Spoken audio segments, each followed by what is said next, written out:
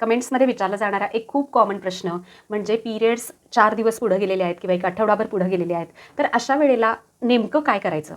तर यामध्ये 3 महत्त्वाच्या गोष्टी आपल्याला करायला हव्यात. जर तुम्ही मॅरिड असाल आणि प्रेग्नन्सी राहू नये म्हणून कुठलीही काळजी घेत नसाल, तर अशा वेळेला तुम्हाला प्रेग्नन्सी टेस्ट तुमची करून पाहायला हवी. दुसरी महत्त्वाची गोष्ट म्हणजे टीनएजमधल्या मुलींना जर अशा प्रकारचा प्रॉब्लेम निर्माण झाला, तर अशा वेळेला हा प्रॉब्लेम क्वचित प्रसंगी निर्माण होऊ शकतो हे आपण लक्षात ठेवायला हवं. दर महिन्याला पिरियड्स अगदी रेग्युलर येतात, पण क्वचित प्रसंगी जर असा प्रॉब्लेम निर्माण झाला, तर त्यामध्ये फारसं टेन्शन घेण्यासारखं काहीही नसतं. वरचेवर जर तुम्हाला हा त्रास होत असेल, तर अशा वेळेला त्यामागची कारणं शोधून पाहणं हे खूप गरजेचं आहे. काही वेगवेगळ्या प्रकारचे अंडरलाईन मेडिकल कंडिशन्स असू शकतात, हॉर्मोन्सचे वेगवेगळे त्रास असू शकतात, थायरॉईडचे प्रॉब्लेम असण्याची शक्यता असते, पॉलिसिस्टिक ओव्हरीज सारखे आजार असण्याची शक्यता असते.